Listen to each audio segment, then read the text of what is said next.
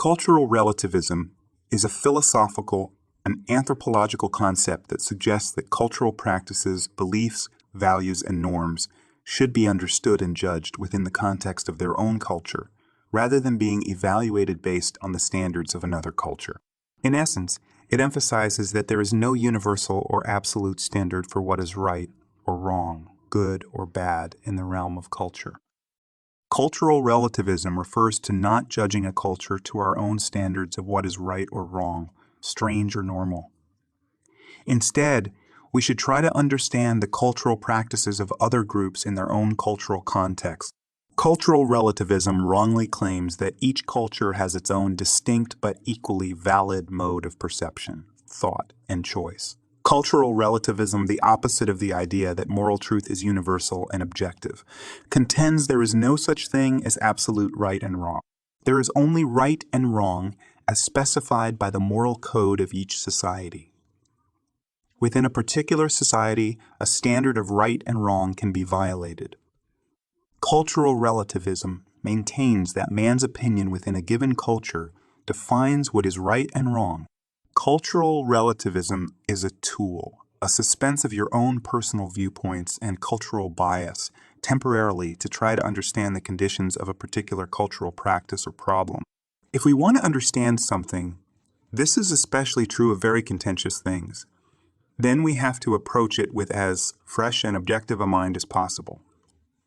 That doesn't mean you can't have judgments of the topic, but it means putting those judgments in check to see things more clearly. Cultural relativism is one of those topics that is entirely misunderstood by many people. Cultural relativism does not mean anything a culture or group of people believe is true. A good example of this is flat earthers. Just because someone believes this to be true doesn't make it so. We have endless evidence against their claims. However, if you wanted to understand how the flat earthers came to believe this point, you would temporarily put aside your own views and evidence for a moment and try to examine their claim from their point of view. Cultural relativism does not mean that anything a culture does is good or moral. This is one of the ones that confuse people.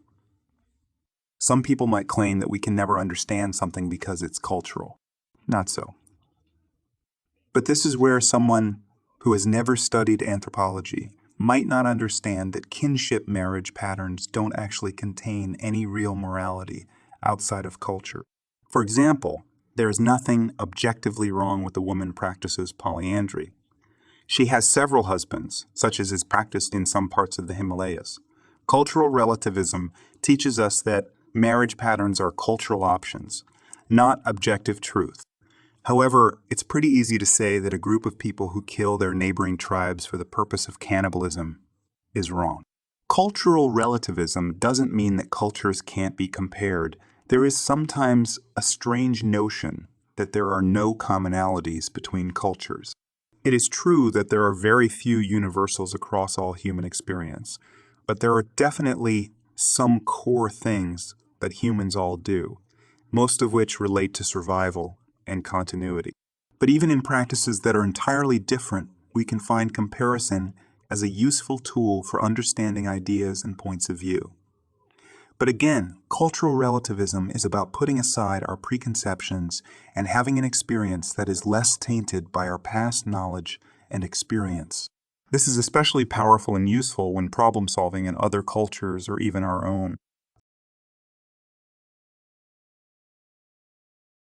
Cultural relativism is important to anthropology and one of the things that makes anthropology unique because it is a tool, a method for attempting to see things from a multiplicity of viewpoints so as to better understand them. This is one of the reasons why those trained in cultural anthropology are often great problem solvers for complex issues.